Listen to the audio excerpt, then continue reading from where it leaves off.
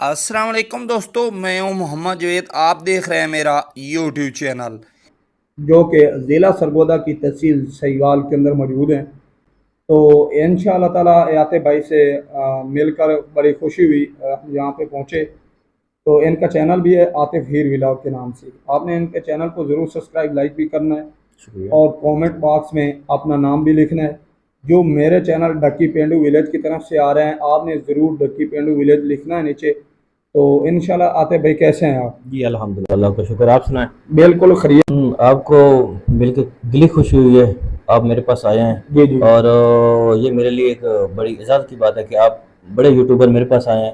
और अल्हम्दुलिल्लाह मतलब कि मुझे काफ़ी अच्छा गाइड किया इन्होंने कि मेरे चैनल की जो मसले मसाइल थे उन्होंने हल किए हैं। अल्हम्दुलिल्लाह आज मेरा चैनल बिल्कुल ठीक हो गया है।